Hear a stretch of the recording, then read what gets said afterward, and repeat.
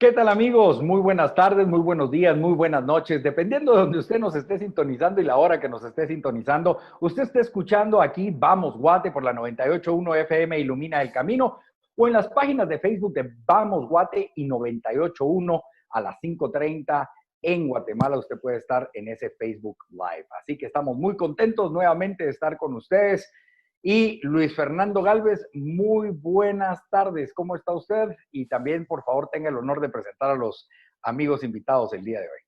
Gracias, Eduardo. Buenas tardes, buenos días o buenas noches, a cualquiera la hora que usted nos esté viendo o escuchando, también en las redes sociales o a través de 98.1. Y recordarle también a través de Instagram, que usted nos puede buscar, y también a través de Twitter. Instagram y Twitter está como Vamos Guate TV, y también en YouTube como Vamos Guate. Ahí usted puede agregar las redes y poner en YouTube una suscripción ahí para que todos los programas que se están subiendo usted pueda recibir la notificación. Así que hoy es un gusto. Quisiera, Eduardo, solo iniciar agradeciendo a toda la gente en el sistema de salud, los que están en primera línea, los médicos, las enfermeras, la gente de limpieza, que lo están dando todo, Eduardo, algunos médicos que han sido infectados y algunos médicos que han perdido la vida, a sus familiares también. Desde esta plataforma Llevamos Guate, muchísimas gracias al sistema de salud,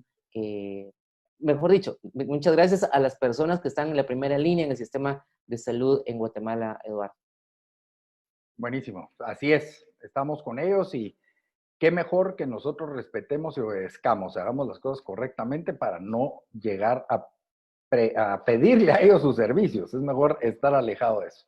Luis Así Fernando, es. por favor, haceme el favor de presentar a nuestros invitados. Perfecto, Eduardo. Bueno, como ya lo hemos ido anunciando en nuestras redes, hoy tenemos a dos invitados de carrera con mucha experiencia y que tienen pues bastante trayectoria política en la gestión pública en nuestro país. Para nosotros es un gusto presentarles a Luis Velázquez. Luis Velázquez fue exministro de Economía y también fue director del Banco Crédito Hipotecario Nacional, a quien le damos la más cordial bienvenida. Y también va a estar con nosotros Carlos Raúl Morales, quien fue exministro de Relaciones Exteriores y asimismo ha fungido con más de 30 años de experiencia en la carrera diplomática. Así que a ambos, bienvenidos, muy buen día, buenas tardes. Así que si podemos empezar con Luis, por favor, para que puedas darnos una breve presentación tuya.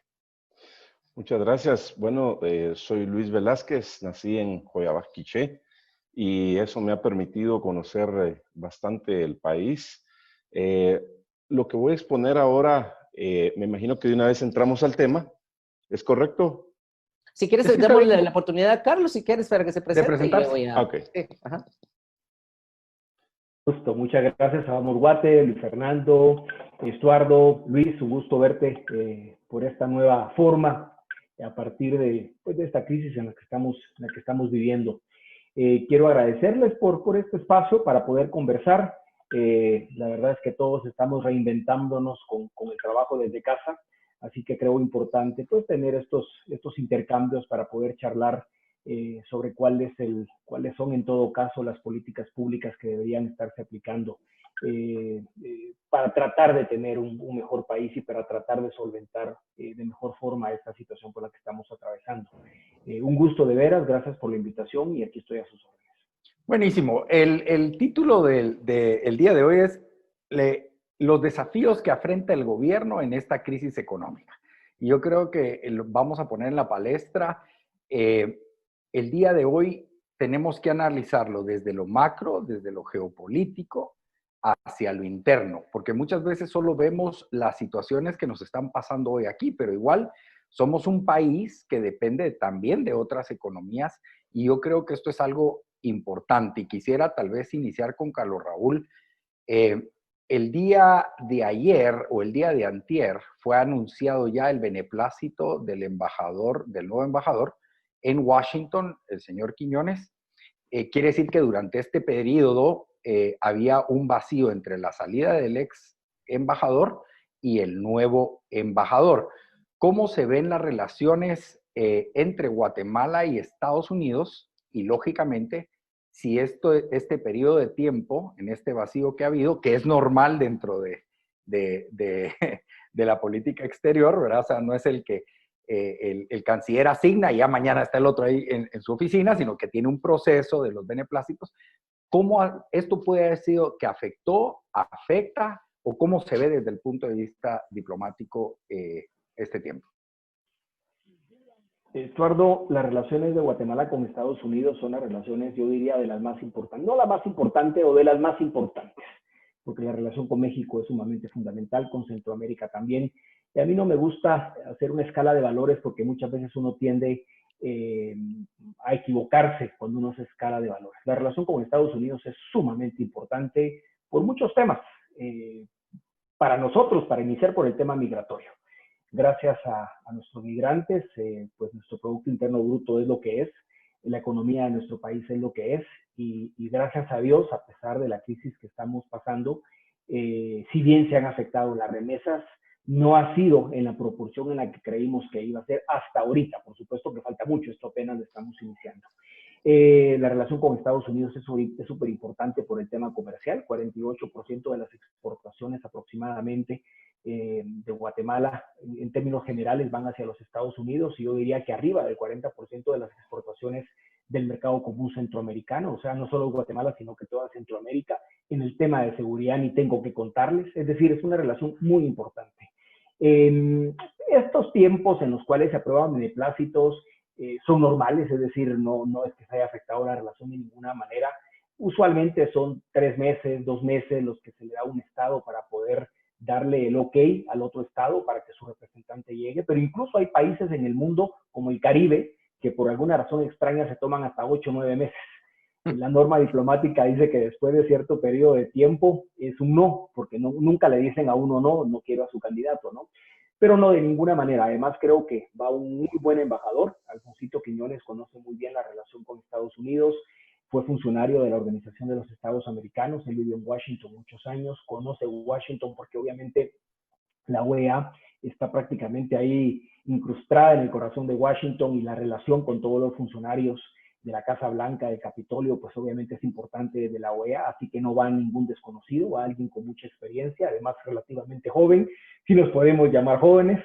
Yo creo que va a ser un muy buen trabajo, creo que fue una excelente designación. Y obviamente en Estados Unidos también recordemos que este año tenemos elecciones que serán completamente atípicas. El que venga a asegurarme ahorita que va a ganar uno u otro, creo que me está mintiendo. Pero nadie puede asegurar, la elección está para cualquiera, y la verdad que esta crisis, de lo cual vamos a hablar más adelante, vino a cambiar por completo todo en este mundo, en el globo terráqueo, no en un país, en el globo terráqueo, no se diga en Estados Unidos, y sumémosle a ello pues los recientes acontecimientos que tuvimos pues con la muerte de afrodescendiente, pues que evidentemente vino también a golpear al mundo entero, ¿no? Y a desvestir de alguna manera las falencias pues, que tenemos en el mundo entero, que es el racismo y la discriminación. Así que creo que Alfonso llega en un excelente momento. Vamos a ver qué sucede, porque también este gobierno estaba iniciando, y que al mes y medio de que haya iniciado le toque afrontar una crisis de este tamaño, pues obviamente no es fácil. Pero la relación con Estados Unidos ha estado bien, va a estar bien.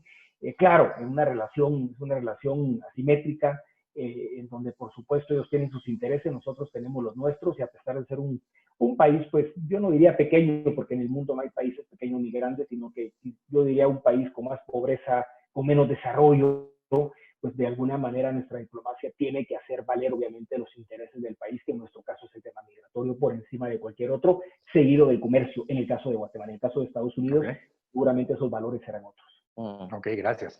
Luis, desde tu punto de vista, las relaciones con otros países, ya mencionó Carlos Raúl la importancia de la relación con Estados Unidos. ¿Hay alguna otra, desde tu punto de vista, que hay que incluir en este análisis de la crisis que podemos enfrentar como país?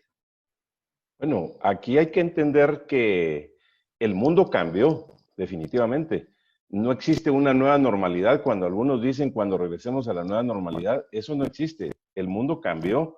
En mi opinión, estamos en una tercera guerra mundial desde noviembre del año 2019, solo que ahora es por los temas económicos, es a lo que se le denomina la geoeconomía. Es muy importante la relación con Estados Unidos. Yo sí creo que haya bajado el nivel de buena relación que teníamos anteriormente y debe ser una prioridad más que de Cancillería. Al presidente le corresponde definir la política internacional y tiene que ser una prioridad de todos los guatemaltecos porque es nuestro principal socio comercial. Creo también muy importante fortalecer la relación con Centroamérica. La integración regional es muy importante ante la crisis que estamos viviendo, la relación con toda América Latina y por supuesto también con Asia y Europa. En este nuevo orden mundial, mi opinión es que el futuro de Estados Unidos está en América Latina.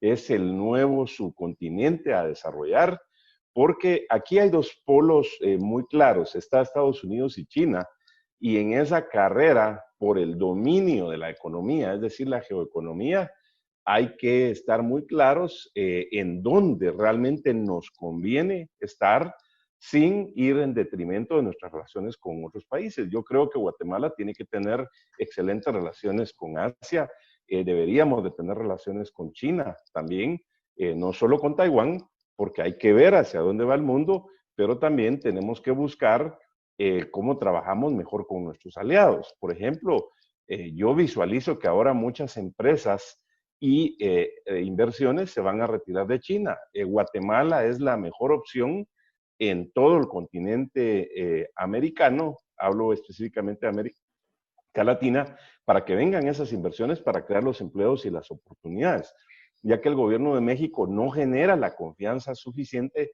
hacia Estados Unidos. Entonces Guatemala es la tercera frontera más importante del mundo para Estados Unidos. Así que hay que fortalecer esa relación que en mi opinión en este momento está abajo, hay que recuperarla y le deseamos la mejor gestión al nuevo embajador Quiñones para que restablezcamos esa relación.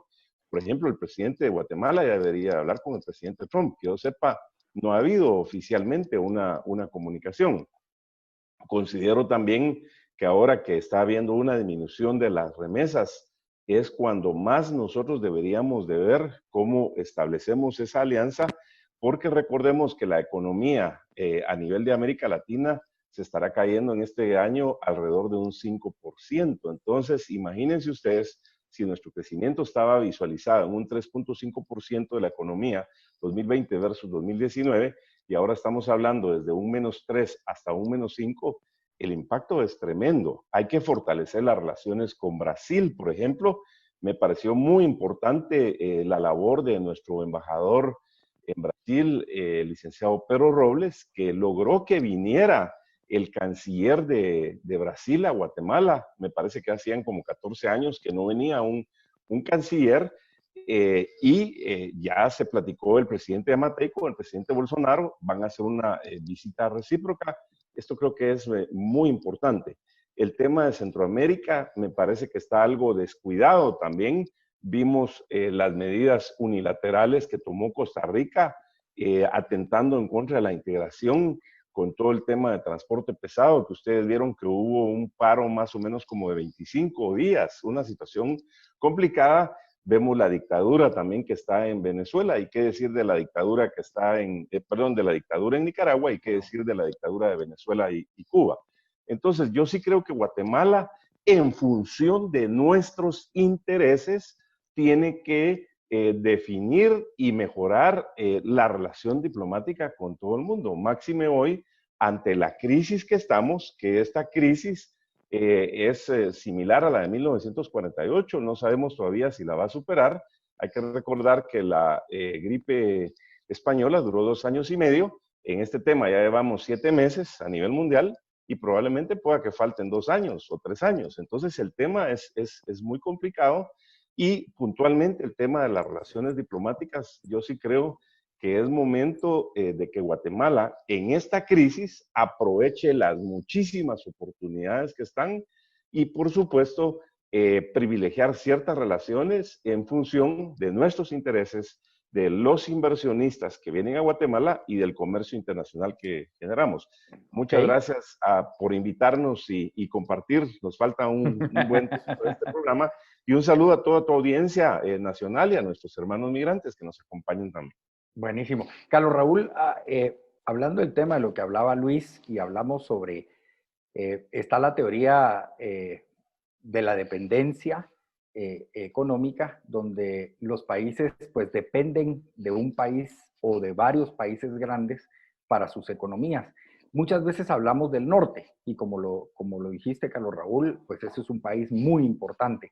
Si lo vemos desde el tiempo que has estado en la diplomacia guatemalteca, ¿qué otros países en Latinoamérica son mercados, aparte del Brasil, que habló Luis también, podrían ser estas nuevas economías que nos ayuden a poder generar o entablar relaciones comerciales? Con los cuales podamos tener un comercio importante hay muchos, pero aquí tenemos que medir una realidad y es el tamaño de nuestra economía. Y es si nosotros estamos en capacidad de poder suplir los productos que nos piden, porque de nada nos va a servir, por ejemplo, tener una relación diplomática con China y que nos pidan el día de mañana una cantidad determinada de café, si esa cantidad determinada de café no la vamos a poder producir en 10 años. Es que esa es una realidad también que tenemos que tener clara y esa economía de escala, por supuesto, tenemos que tenerla muy clara.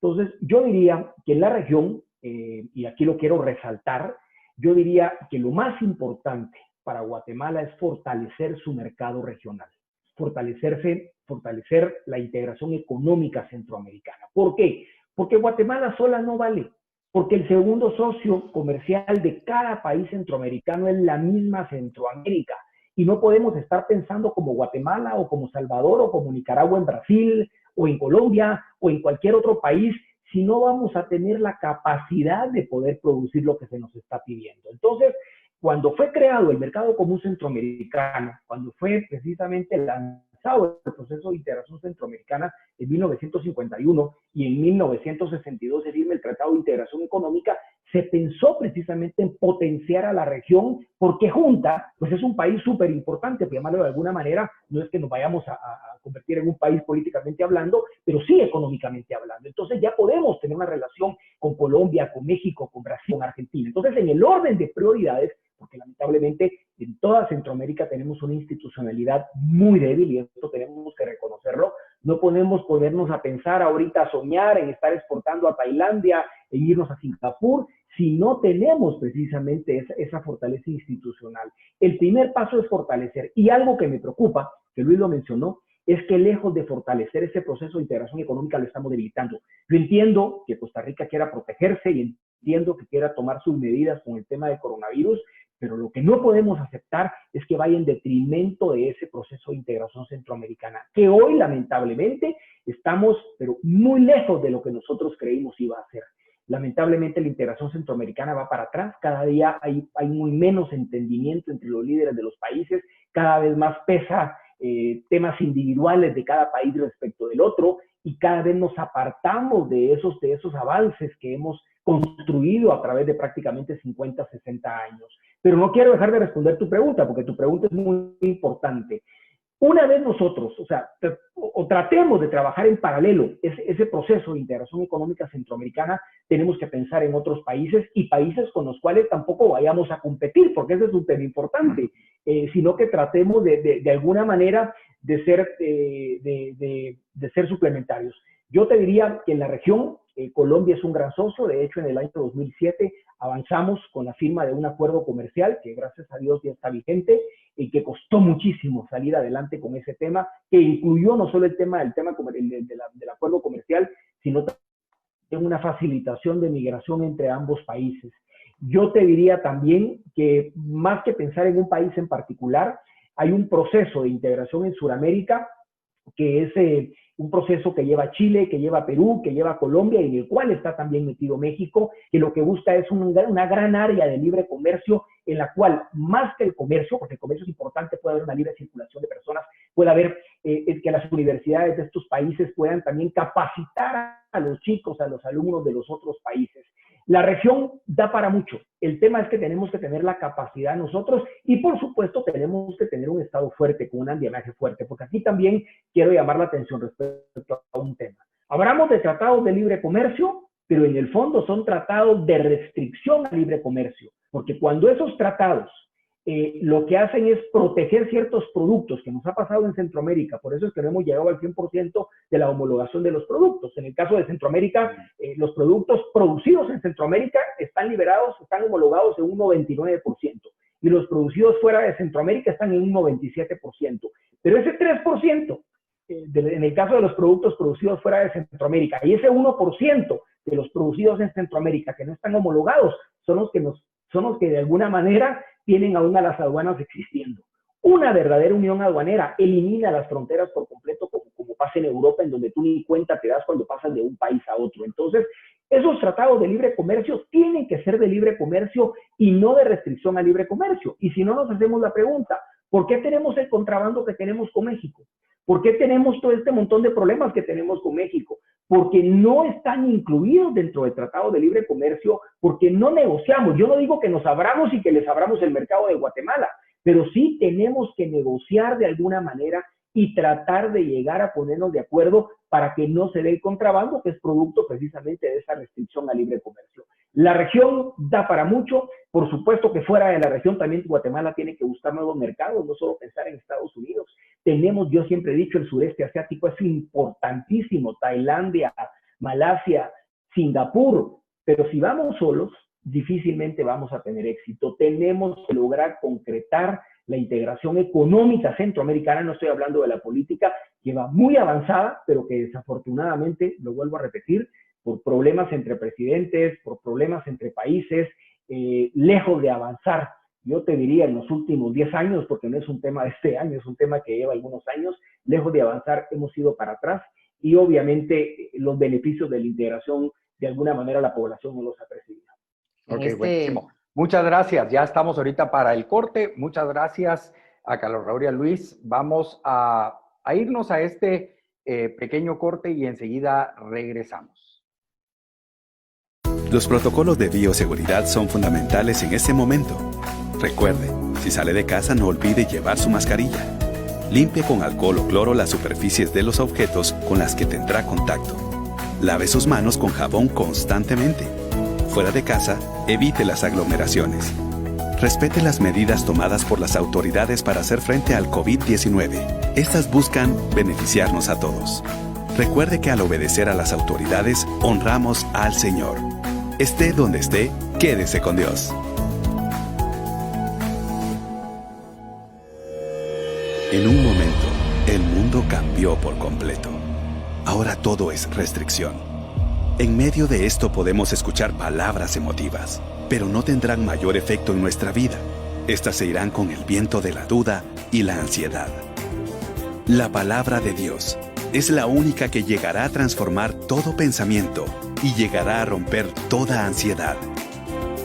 La hierba se seca y la flor se marchita, pero la palabra de nuestro Dios permanece para siempre.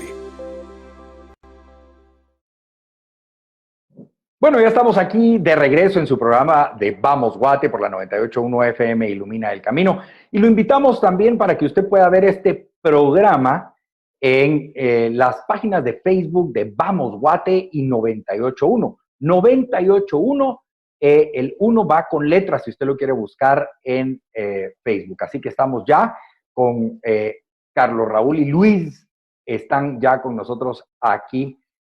Hablando sobre la economía y las políticas exteriores que Guatemala debiese dar. Yo realmente, solo por el segmento tuve que parar, pero si no, hubiéramos continuado porque estoy aprendiendo muchísimo.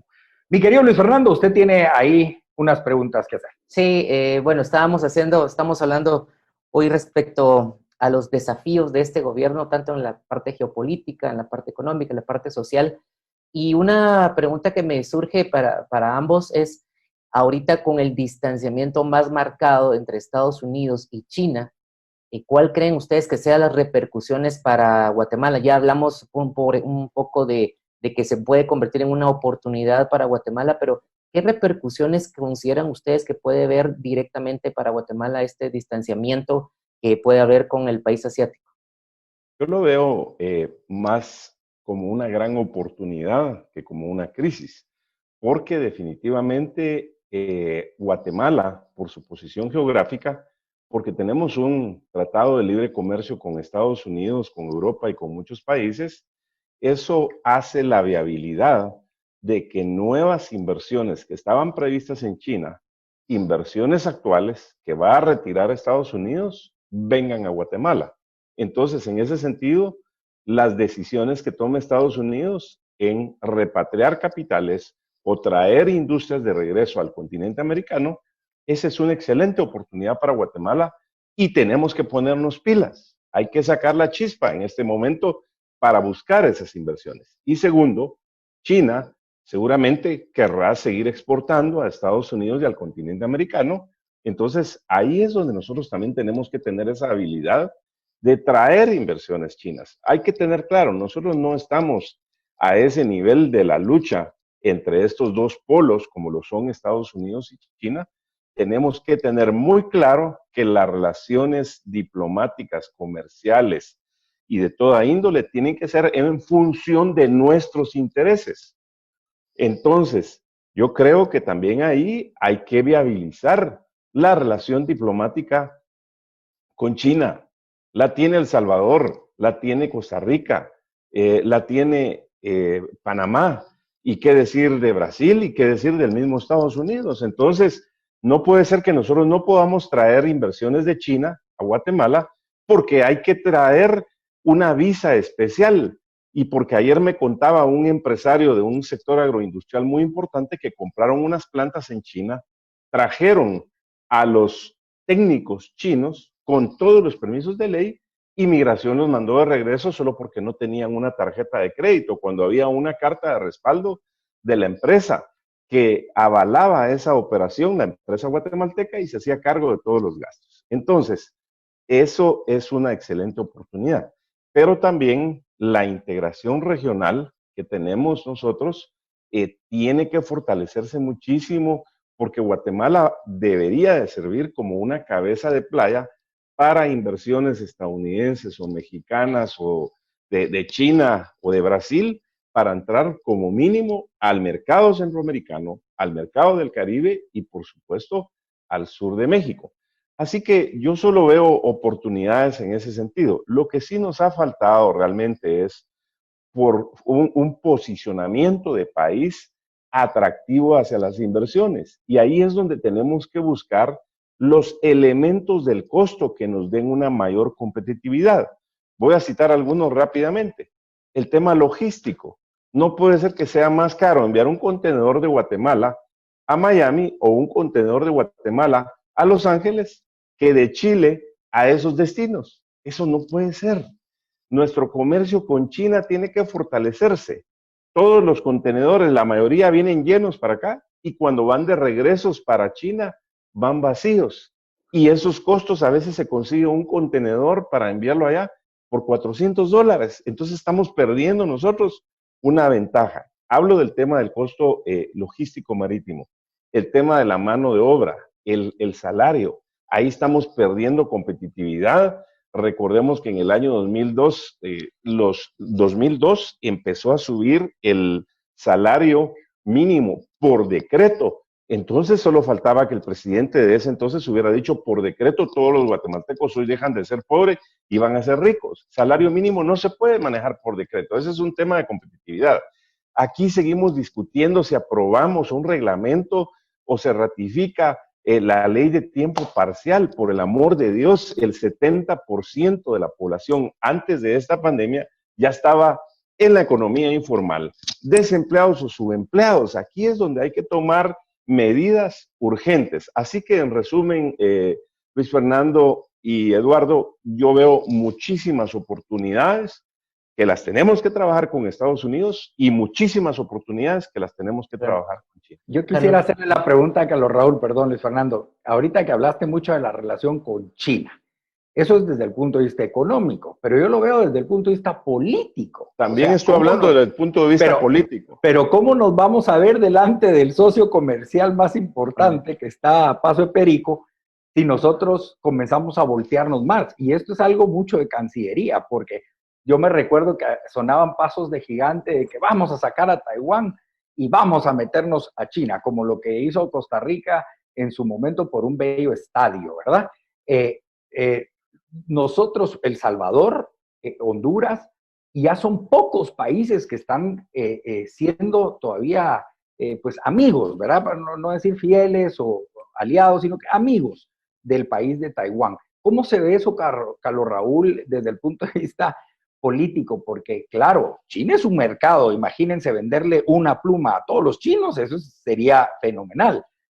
Pero políticamente, y no quiero decir que no lo hayas hecho, Luis, pero políticamente en relaciones internacionales, ¿cómo se vería que nosotros pues no le diéramos la espalda a Taiwán, pero dijéramos, miren, muchas gracias, pero mejor vamos a centrarnos en este mercado?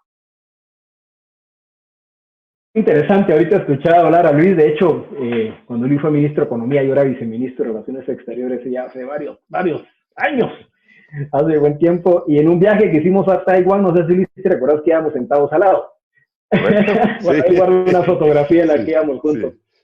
Miren, Guatemala, a ver, recordemos que en el año 49 es que se da este problema y le toca precisamente salir a Taiwán, que era la que administraba el territorio de lo que hoy conocemos como China continental, y le toca salir huyendo, obviamente, por un conflicto político interno de ellos hacia lo que conocemos como la isla de Formosa, que es la isla donde está alojada la República de China, Taiwán.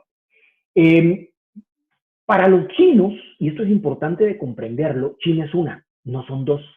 Y estos detalles, perdón que comience por ese lado, Estuardo, pero es que es importante, seguramente mucha de nuestra audiencia ya lo sabe, pero para ellos China es una.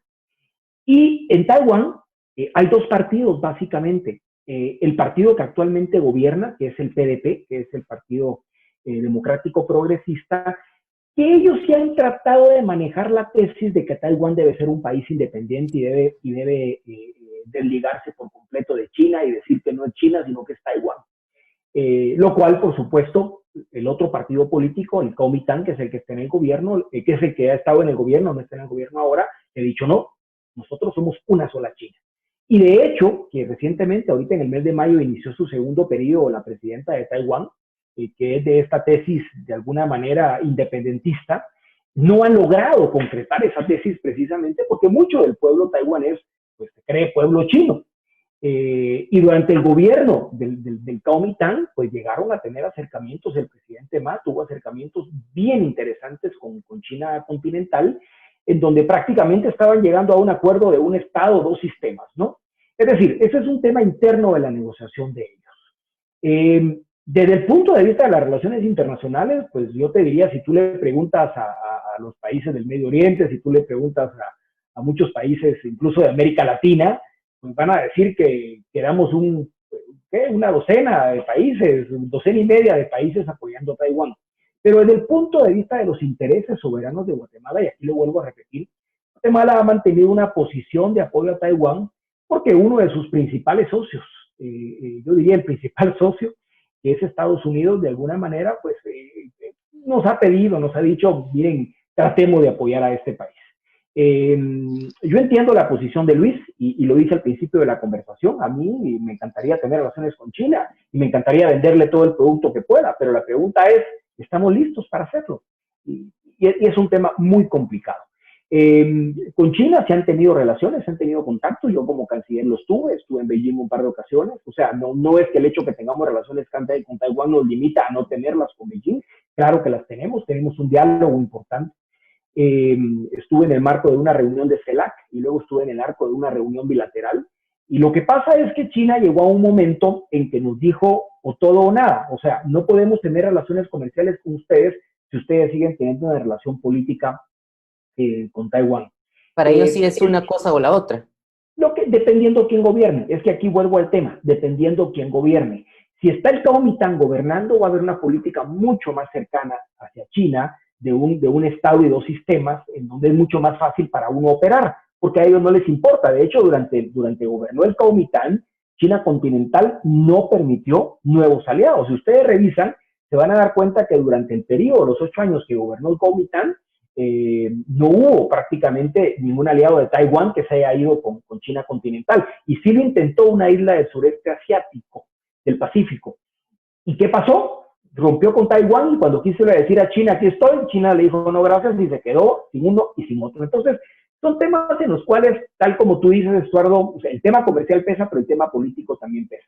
Y la verdad es que es un tema que tenemos que manejar con mucho tacto. Hay momentos para hacerlo. Yo recuerdo en el año 2007, porque mi hijo más chiquito estaba naciendo, justo en esos días, cuando Costa Rica reconoció a China continental, el canciller de esa época era Guy Rosenthal, yo era su director de política exterior, y cabal lo conversamos, y le dije, canciller, mire, podría ser una oportunidad, pero hay ventanas, hay momentos que obviamente se abren para poder hacer las cosas, que si tú no las haces más adelante no va a pasar. Y también, por el otro lado, tenés a un Estados Unidos. Es decir, dependiendo de quién esté gobernando, si los demócratas o los republicanos, porque aunque sea un país soberano, aunque sea un país serio, también hay posiciones.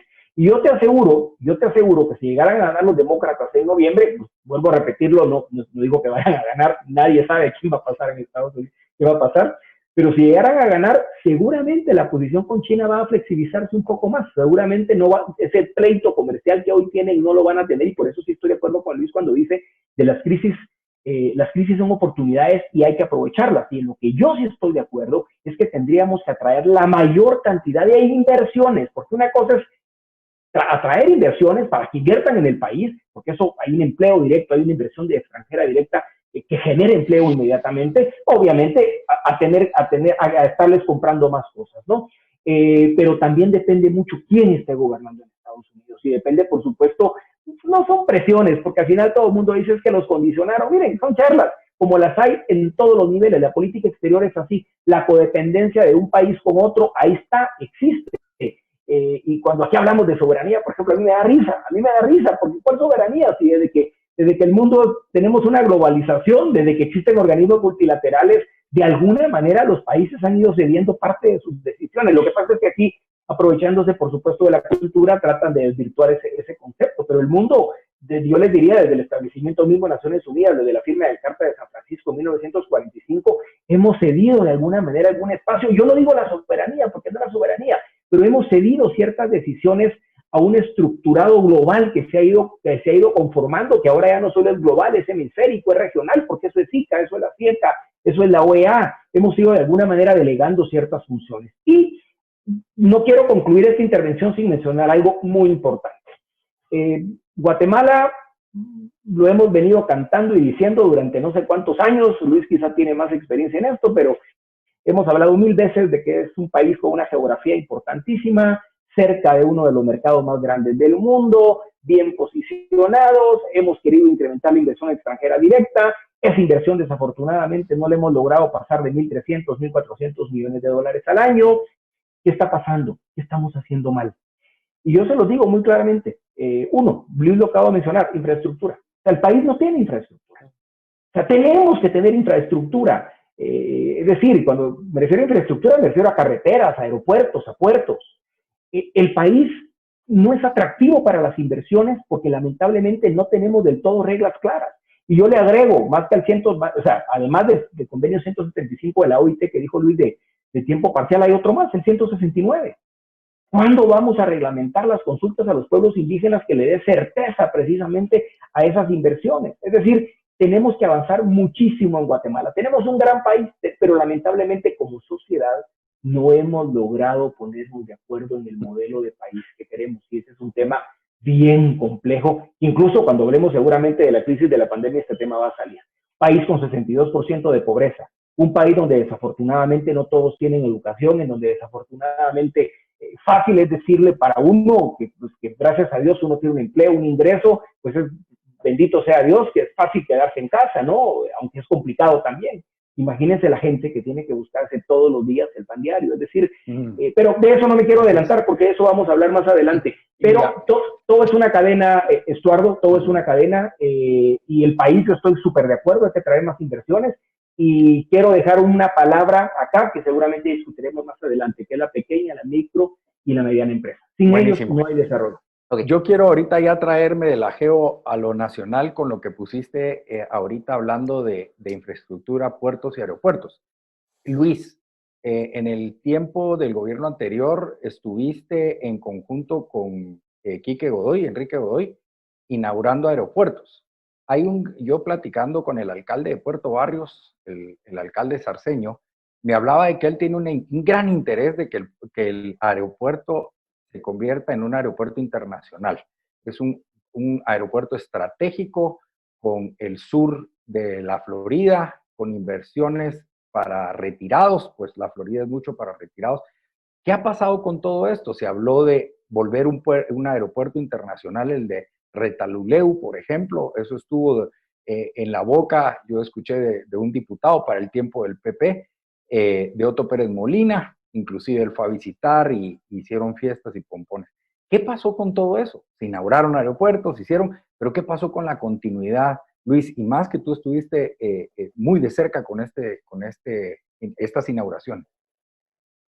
Bueno, la infraestructura juega un papel muy importante en la competitividad. Esto está muy claro desde los esquemas que vienen de Harvard, de MIT, el diagrama de competitividad de Michael Porter.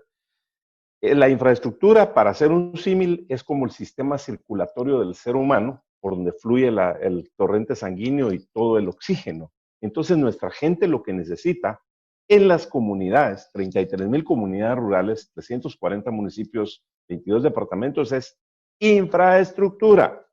Concretamente, en el tema de los aeropuertos, dejamos una visión clara de tener 8 aeropuertos internacionales. Óigase bien, 8 aeropuertos internacionales.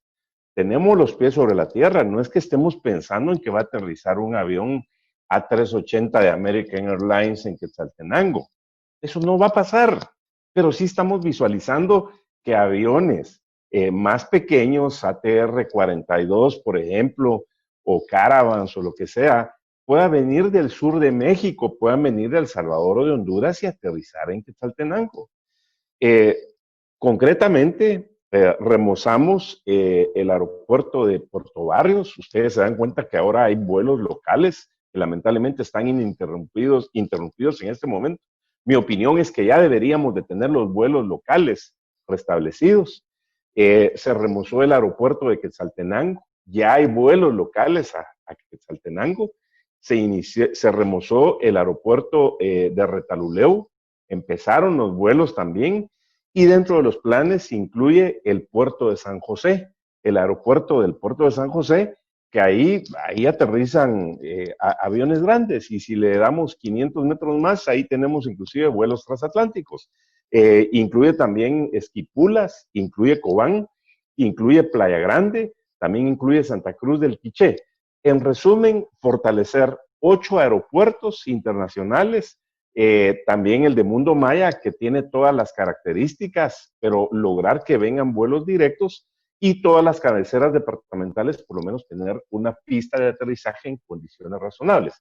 Esto siguió avanzando, pero a partir del año 2019, pudiéramos decir marzo, empezó a caer ya el empuje que se le estaba dando. Afortunadamente hay un plan.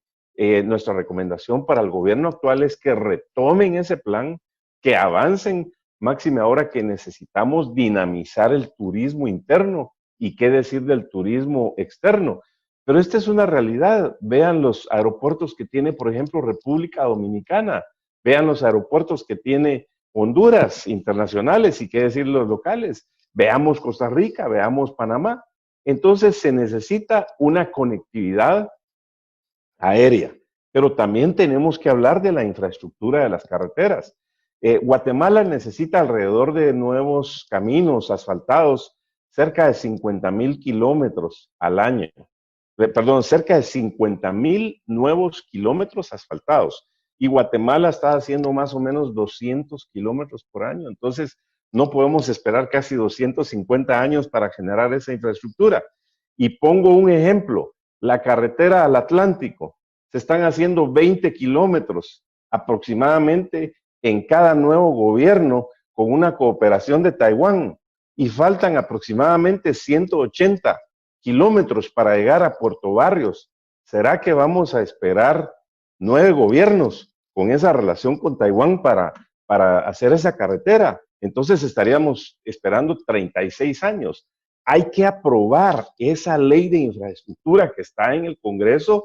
Hay que viabilizar las alianzas público-privadas nacionales, mancomunidades y, por supuesto, también municipalidades. Hay que hacer las ampliaciones de los puertos. Recursos hay suficiente, no es problema de recursos. Hay inversionistas privados que están gustosos de venir a Guatemala, pero realmente lo que nos está faltando a nosotros es ponernos las pilas. Ya basta del discurso, basta de las palabras, tenemos que entrar a las acciones puntuales y decir, concretamente en el tema de los aeropuertos, en el año 2021 tenemos que tener 8 aeropuertos internacionales. Eso se puede, ya están las pistas, hay que darles un remozamiento, hay que ponerles una instrumentación mínima. Por ejemplo, Quetzaltenango lo que necesita es una inversión de 5 millones de quetzales en la instrumentación que se necesita y ya entra a una categoría internacional. Entonces, por el amor de Dios, no estamos tomando las acciones que debemos de tomar. No hemos comprendido que el tema económico juega un papel fundamental para que las personas puedan avanzar. Y aquí quiero decir, tenemos que perder el miedo de todo lo que está pasando. Tenemos que envalentonarnos y decir, esta guerra la vamos a ganar con espíritu de vencedores. Buenísimo. Gracias, Eduardo. Solo para la audiencia, si usted quiere compartir esta conversación, usted puede ahí en Facebook darle un share para que pueda más personas pues, participar en este Facebook Live, y también recordarle nuestras vías de comunicación a través de Twitter como Vamos Guate TV, y también en Instagram Vamos Guate TV, y también en YouTube como Vamos Guate. Bueno, buenísimo. Muchas gracias, Luis Fernando, por recordarnos cómo la gente se puede contactar con nosotros. Quiero, número uno, agradecer. Ahorita vamos a ir aterrizando, vamos a ir ahorita a una pausa y enseguida regresamos, pero voy a dejar en la mesa. Vamos a hablar, ya hablamos de traer la inversión. Bueno, hablemos de la micro, ¿verdad? Y mediana empresa al regresar de este corte comercial. Los protocolos de bioseguridad son fundamentales en este momento. Recuerde, si sale de casa no olvide llevar su mascarilla. Limpie con alcohol o cloro las superficies de los objetos con las que tendrá contacto. Lave sus manos con jabón constantemente. Fuera de casa, evite las aglomeraciones. Respete las medidas tomadas por las autoridades para hacer frente al COVID-19. Estas buscan beneficiarnos a todos. Recuerde que al obedecer a las autoridades, honramos al Señor. Esté donde esté, quédese con Dios. Hoy quiero ser como mi héroe, porque cuando tuve temor, encontraba la forma de hacerme sentir seguro. Porque cuando vienen las dudas, me enseña confianza. Porque cuando necesito de Él, siempre está ahí. Porque cuando no sabe qué hacer, dobla sus rodillas y encuentra la oración perfecta, la que se hace con amor. Mi guía, mi ejemplo, mi héroe. ¡Feliz día, papá!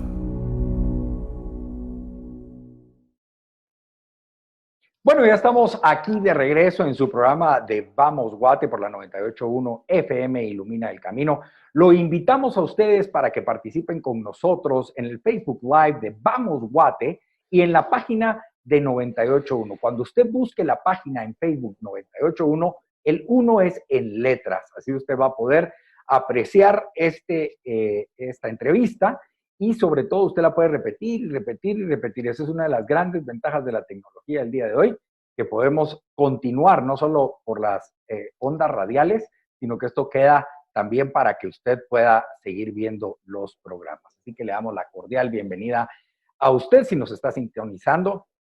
Hoy tenemos la oportunidad de poder hablar sobre la economía y las adversidades o los desafíos que afronta el gobierno actual con respecto a esto. Y con nosotros está Carlos Raúl Morales, él fue ex canciller, hoy es analista internacional, y Luis Velázquez fue ex ministro de Economía y también es empresario y ha estado involucrado. O sea que hay mucho contenido el cual nosotros podemos extraer. Habíamos hablado de lo macro, la geopolítica, llegamos a un problema serio que es la infraestructura para poder tener una buena economía en Guatemala, pero también hablemos de la mediana y pequeña empresa. Mucha gente se enfoca en los grandes capitales de Guatemala, ¿verdad? Y se enfoca no solo para ver qué hacen, sino que también para señalar. Pero realmente en Guatemala la micro y la mediana empresa es vasta. Hay mucho de eso. ¿Cómo vemos esta situación que tiene que afrontar el gobierno hoy con la mediana y pequeña empresa que está sufriendo fuertemente esta crisis con la pandemia? No sé quién de los dos quiere tomar la palabra. Bueno, si quieren, empiezo. Hay que reconocer que la micro, pequeña y mediana empresa representa cerca del 80% de la generación de empleos. Y hay que reconocer que más del 70% de la economía es informal. Hoy este sector está en una crisis muy fuerte.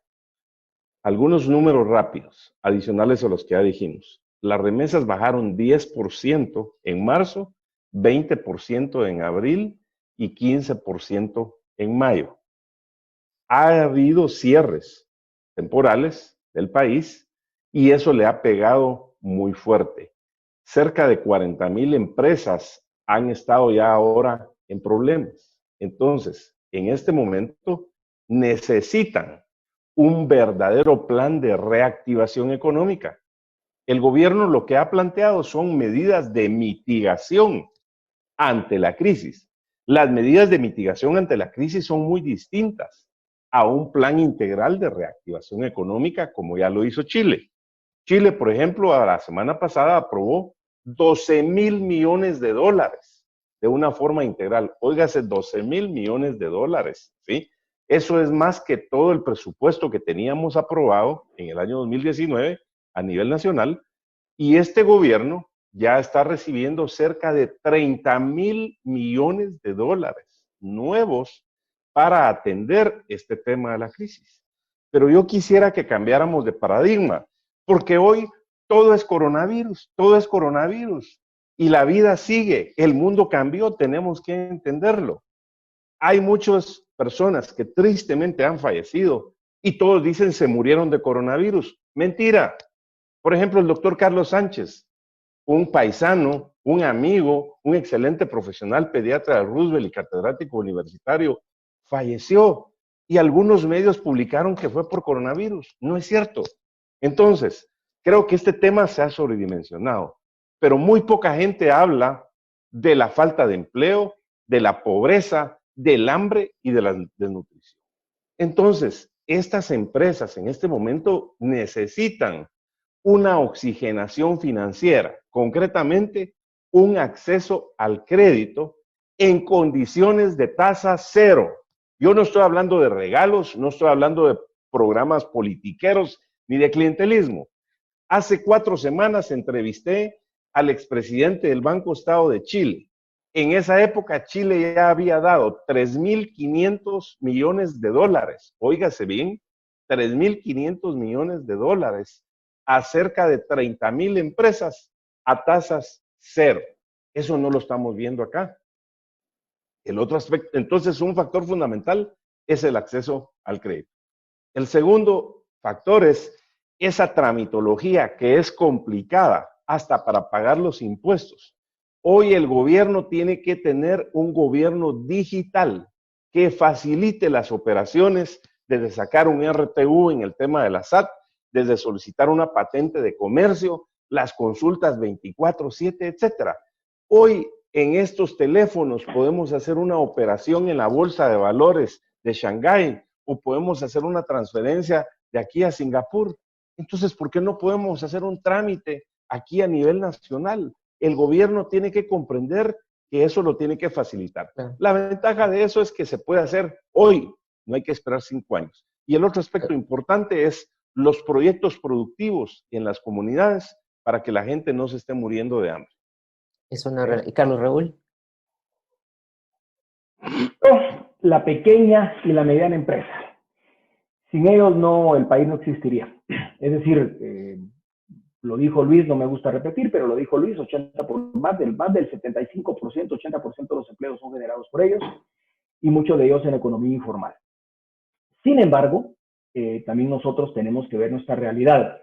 Y si bien hay que tomar ideas de otros países, también nosotros no podemos venir a implementar modelos de otros países porque van a fracasar porque nosotros tenemos nuestra propia realidad.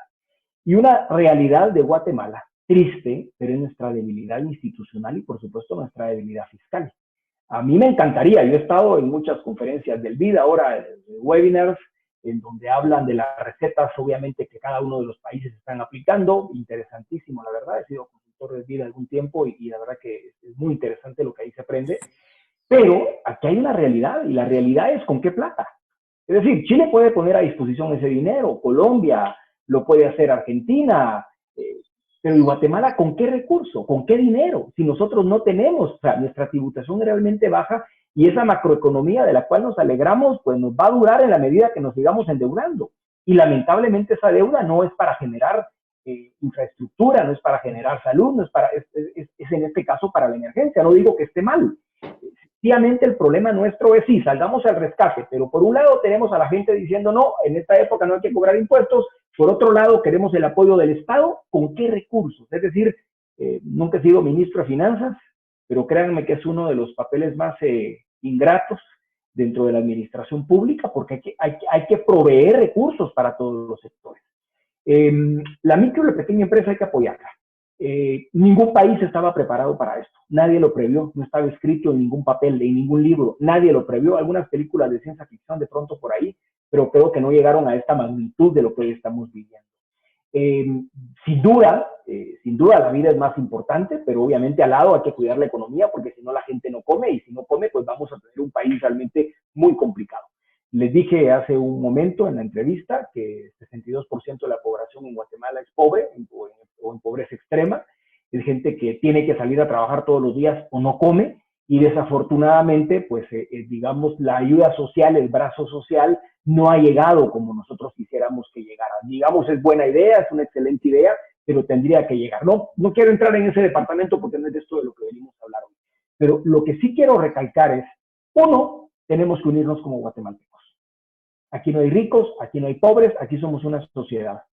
Tenemos hoy día tenemos un virus, yo le diría que es hasta bíblico, esto que no nos extraña, esto está escrito en la Biblia, yo al menos así lo creo, es parte precisamente de las pruebas que nuestro Señor Dios dijo que nos iba a mandar, y aquí le estamos viviendo, y yo creo que por supuesto, tratando de que la gente coma, tratando de que la gente tenga su ayuda, también nosotros como sociedad tenemos que entender que la tierra pues no va a ser eterna, este mundo terrenal no va a ser eterno, y tenemos que pensar también en que este es el momento en que Dios nos da para poder compartir, para poder cooperar. Perdón que use la palabra, pero es que no encuentro otra, para ser solidarios con nuestro prójimo, con la gente que nos tiene. Aquí no hay una receta escrita, nadie sabía que esto iba a pasar, por lo tanto, ponerse a criticar no tiene sentido. Lo que tenemos que ver es cómo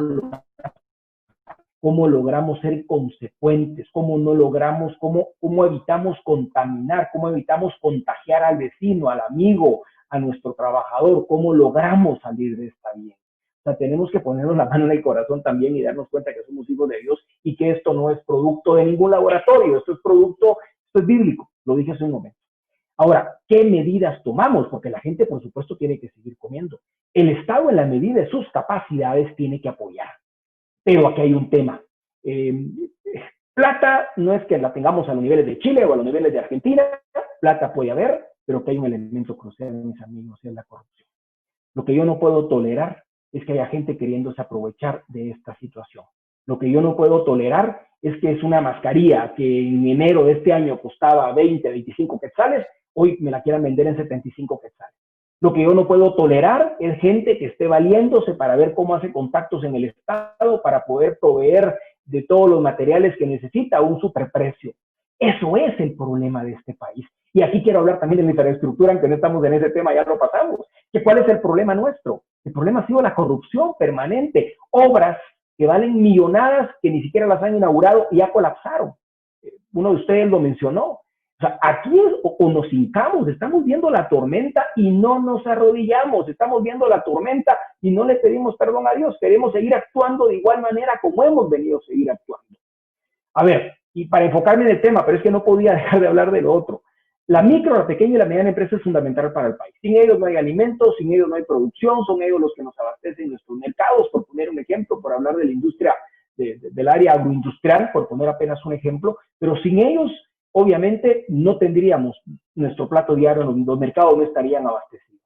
tenemos que garantizar que estas personas sigan produciendo. Esta gente tiene que pagar salarios, tienen 3, 4, 2, 5 trabajadores dependiendo del trabajo de la empresa.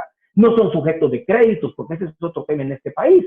Aquí la micro y la pequeña empresa no es sujeta de crédito, y tú lo sabes, Luis, porque fuiste presidente del crédito hipotecario. Aquí hay que hacer una reforma absoluta del sistema bancario de este país, porque el sistema está, pues felizmente, ganando intereses sobre plata del Estado, del IX, qué sé yo, y no salen a la calle a ofrecerle crédito a quien lo necesita, y el Estado, la Junta Monetaria tiene que tomar precisamente conciencia de esto. No es solo en una emergencia, es para que se desarrollen, es para poder tener accesos a pequeños créditos. Yo no puedo asegurarles a ustedes que esto va a pasar en un mes o en 2 años o en 3 años. Seguramente la normalidad, entre comillas, porque yo tampoco comparto el término de la nueva normalidad. Sencillamente lo que Dios nos ponga en el camino vendrá cuando tengan la vacuna, ya sea curativa o preventiva. De ahí comenzaremos a ver quizá un nuevo futuro, pero lo que es cierto es que esto cambió y cambió para siempre. Que pretenda que todo va a volver a ser igual como era hace enero, está equivocado. Esto cambió y hay que reinventarnos. Y aquí yo siempre he dicho, nada es permanente, ni la vida misma. Ni la vida misma. Hace un par de días falleció el ex canciller Rodas, amigo de Luis también, y uno queda en shock porque cuando ya se va alguien cercano uno dice, caramba, esto sí nos está afectando a todos. Entonces, la vida no es permanente. Nada es permanente. Y lo que tenemos que actuar cada vez que actuemos es pensando en el prójimo, cómo los ayudamos y cómo logramos asegurar, obviamente, que esta ayuda a la micro, a la pequeña empresa llegue, pero teniendo también, siendo conscientes y siendo responsables como ciudadanos, porque el Estado tampoco es infinito, pues el Estado tampoco tiene recursos inagotables. Los préstamos, yo soy enemigo de los préstamos, a no ser que sea para desarrollo, pero esto tenemos que pensar que no se va a acabar en agosto, que no se va a acabar en septiembre. Esta situación va a continuar y lo que tampoco podemos hacer es ignorar la situación, porque lamentablemente por las condiciones de pobreza y de salud preexistente de nuestra población, yo no lo quiero vaticinar y de veras no es mi intención decirlo, pero mucha gente nuestra está en riesgo de morir precisamente por esas condiciones preexistentes, que es precisamente el resultado de ese 62% de pobreza. Dentro de lo que mencionan ustedes, digamos, Carlos Raúl, 62% de pobreza, y hoy en día uno sale a la calle y comienza a ver las banderas blancas, ¿verdad? Digamos, antes se veía gente pidiendo dinero en la calle, pues condiciones de la pobreza, pero ahora creo que se está visibilizando más la situación a través de estas banderas. El otro tema que lo mencionaba el vicepresidente de la República, la alta burocracia para la ejecución y la poca ejecución que existe, no sé si está entre un 2, un 3%, luego de una cantidad millonaria de préstamos. Ahora, tal vez el comentario aquí viene en cuanto a los desafíos del gobierno, porque cada domingo estamos viendo cadenas de televisión hablando del coronavirus y hablando de las medidas, de las restricciones, ahora es par, ahora es impar, y hay ya como una inestabilidad, pero la gente de la gente que produce lo que está esperando es ver qué hacer, ¿verdad? Y esa línea no va. Y entiendo mucho al vicepresidente cuando dice la parte de la burocracia. Ustedes que han ejercido la gestión pública, ¿cuáles son la hoja de ruta que ustedes observan? Porque pues es cierto, obviamente desde nosotros es fácil criticar y decir, hagan esto, hagan lo otro, pero también el que es funcionario es cuentadante por 20 años. Entonces me imagino que hay un temor, pero esto yo creo, no sé si consideran ustedes que ya se les salió de las manos al gobierno o cuál es la medida correctiva que deberían de tomar de inmediato, porque las personas que están produciendo necesitan respuestas. De hecho, el presidente salió con el grupo de las telefónicas atrás en una conferencia de prensa para tomar medidas, no pasó nada. Luego pasó con las tarjetas de crédito, bancos, no ha pasado absolutamente nada. Entonces, es mucho ofrecimiento, pero poca acción al respecto. Entonces, no sé si ustedes tienen algún comentario de lo que les estoy comentando. Sí, definitivamente aquí hay que ver esto que es en una forma integral. Primero es la vida y la salud, va simultáneamente lo económico y simultáneamente hay que ver el tema social y gobernabilidad, no solo hoy, sino mañana, pasado y los próximos meses y años. Definitivamente, hay que reconocerlo. Estamos en una crisis. Puede ser que nos falte 1 año o 2 años para salir de esta crisis. pareciera que no ha llegado lo peor en el tema de la enfermedad. Sin embargo, la visión tiene que ser integral, porque recordemos que esta crisis, ya los expertos lo han dicho, va a sumar 87 millones de nuevos pobres a nivel mundial. Yo les aseguro que por lo menos esto de Guatemala se va a incrementar un 5%. Ya hay 400 millones de desempleados a nivel mundial. Y por lo que he visto, la gente de algunos departamentos me dice, estamos funcionando a un 35%. Otros me dicen, ya se me cayeron las ventas en un 60%. Y salen muchas señoras en la televisión que dicen, si yo no vendo mis mangos hoy, porque son hoy, si no se van a podrir para dentro de 3 días, no como. Entonces hay que tener los pies sobre la tierra. Yo creo que hay 7 elementos fundamentales que nos permitimos recomendar al gobierno de la República y a toda la sociedad en general. Primero, el Consejo de Estado debe funcionar.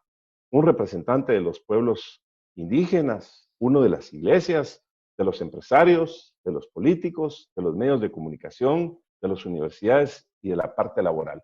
¿Para qué? Para que ahí se acuerde los grandes acuerdos de nación para el desarrollo de corto, mediano y largo plazo, porque esta crisis se va a prolongar. Aunque el coronavirus se desapareciera milagrosamente hoy, y primeramente Dios, así fuera, pero los problemas van a seguir. Entonces, primer punto, Consejo de Estado.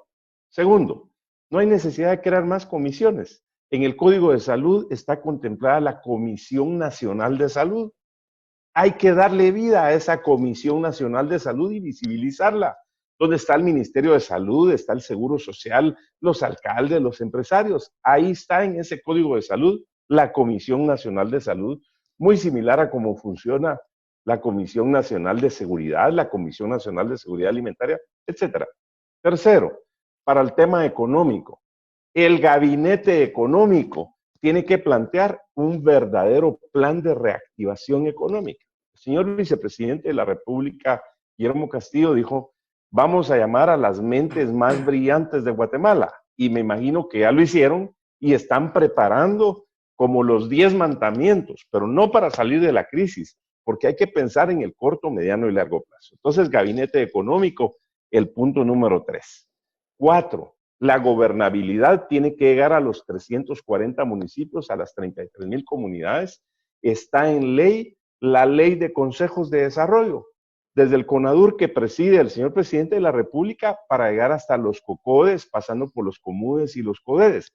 Es muy importante el involucramiento de los alcaldes, de los gobernadores y de los líderes comunitarios. Quinto, la Comisión de Transparencia. Tiene que funcionar porque en Guatemala las cifras es que 40% de los recursos públicos, imagínense ustedes antes que el presupuesto eran 90,000 millones de dólares el año pasado, multipliquémoslo por 0.4, son 36,000 millones solo en corrupción. Y sumémosle ahora 30,000 millones de quetzales más, entonces ahí estamos hablando de 12,000 millones más en corrupción.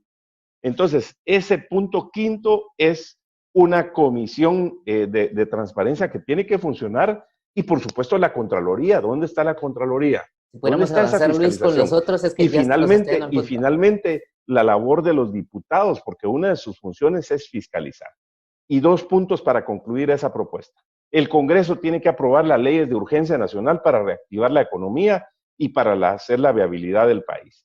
Y fundamentalmente la responsabilidad que tenemos todos los ciudadanos de que hoy tenemos que trabajar 10 veces más y ser mejores ciudadanos, mejores miembros de una familia y por supuesto agradeciéndole a Dios que nos permita sobrevivir en esta oportunidad y ver cómo ayudamos a los demás. Carlos, tus conclusiones. Y a 2 países, me da envidia de la sana Belice y Costa Rica. Belice, el último caso de ellos interno se vio el 9 de abril. Claro, es una población pequeña, pero vale la pena traerlo. Y me da envidia Costa Rica. Incluso me da envidia Panamá, porque a pesar que tienen 22,000 contagiados, tienen 13,000 recuperados. Eso tiene que ver mucho, por supuesto, con las enfermedades preexistentes, con los alimentos, con la pobreza, ¿no? Y hay que reconocer que en el caso de Belice, a pesar de ser un país mucho más chiquito, pues no hay pobreza extrema, no hay pobreza. La gente se come su rice and beans y con su pollito todos los días, por muy pobre que sea. Eso es justicia social. Y en Panamá la alimentación es distinta y entonces se han recuperado más rápido precisamente por esas condiciones. Costa Rica, vean ustedes la forma como al principio iba hasta arriba y cómo logró aplanar esa curva. ¿Por qué ellos lo pueden hacer y nosotros no? ¿Cuál es el problema en Guatemala? Y voy a comenzar con un problema. ¿Por qué es tan complicada la burocracia? ¿Por qué comprar una mascarilla, una medicina, un medicamento es tan complicado en este país? Se lo pongo muy sencillo. Porque hay un montón de aves de rapiña, que son los vendedores queriendo meterle comisión y queriendo hacer corrupción de esas ventas. Es que eso es lo que yo no tolero como ser humano, no lo tolero. Lo que les decía hace un rato, porque es una mascarilla, costaba 25 en febrero, en enero, ahorita está costando 75. O sea, el problema es que nosotros hemos ido metiéndole candados a la ley de compras precisamente por los actos de corrupción y lo único que hacemos es trabar más el tema y esto aplica no solo para la medicina, aplica para todo. Es que el problema de este país sigue siendo la corrupción, sigue siendo esos pocos que se quieren aprovechar de la situación que tiene el país para hacer recursos. Entonces, y a eso sumémosle, por supuesto, una burocracia que está acomodada, porque no tenemos un servicio público civil profesional, lo dije hace un momento, no hay institucionalidad, y no solo en Guatemala, en muchos países no le existe, pero acá no tenemos institucionalidad. Claro, yo le agradezco a los médicos, a las enfermeras, a la gente que está dando la batalla ahorita, pero no hay un Estado, no hay un sistema atrás que esté respaldándolos.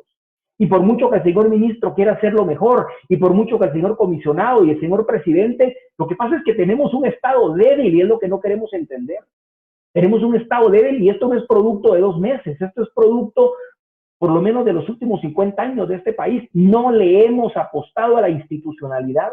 Cada vez que hay cambio de gobierno, todos los nombramientos son políticos. Llega el cuate, el amigo o el que me financió la campaña y no llega la persona que tiene la capacidad para llegar. Es que tenemos que poner los puntos sobre las sillas. Ese es el punto acá.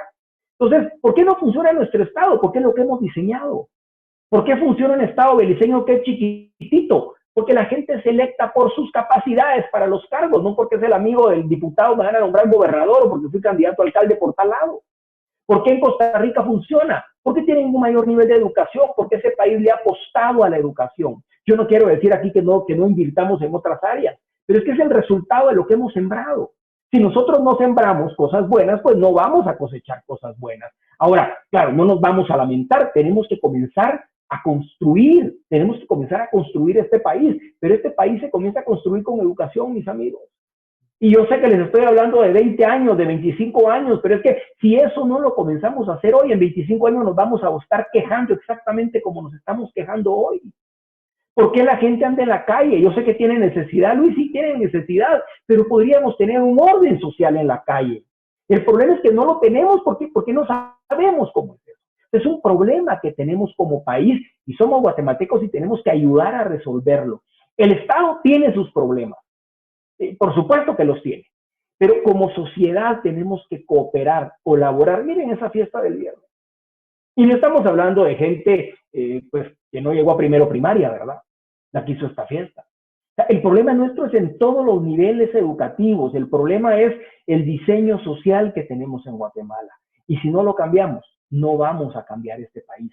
Yo concuerdo con todo lo que dijo Luis. Hay que apostar. Hay que tener un Estado más transparente, hay que tener un Estado más eficiente, hay que tener un Estado, fíjense que hablo de Estado, ni siquiera hablo de gobierno, un Estado menos corrupto. ¿Pero cómo se hace? Siendo honestos. Arrodillémonos, si esto que tenemos es bíblico, arrodillémonos y démosle gracias a Dios que aún tenemos vida y arrepintámonos de las cosas malas que hemos hecho.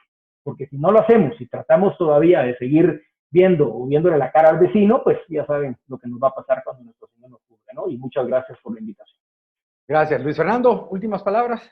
No, agradecer a nuestros invitados ahí por la participación y bueno, ustedes lo que queremos es que veamos que no todo gira en torno a un virus, sino también hay otros elementos que hay que tomar en cuenta, pero cobre ánimo, cobre esperanza y saque todo lo mejor de usted en este tiempo, por muy difícil que esté siendo, saque todo lo mejor de usted, es tiempo de seguir brillando y esto solo nos vino a poner en la palestra la realidad de nuestra política, nuestro sistema de salud, nuestro sistema de justicia. Así que le deseamos todo lo mejor a usted, saque todo lo mejor y si usted le está tocando difícil, pues alce sus ojos a los cielos, vea de dónde siempre va a venir su ayuda, que siempre viene de Dios que ha hecho los cielos y la tierra. Yo solo quiero tomar 2 cosas importantes, tanto Carlos Raúl como Luis lo mencionaron. La estructura. la infraestructura no vial, sino que la estructura de gobierno del Estado. Es muy fácil llegar a una posición del Estado, no hacer nada, después estar en otra y criticar ahora al que está. Es facilísimo, o sea, criticar es muy fácil, pero tenemos que entender que tenemos que cimentar las bases para poder construir.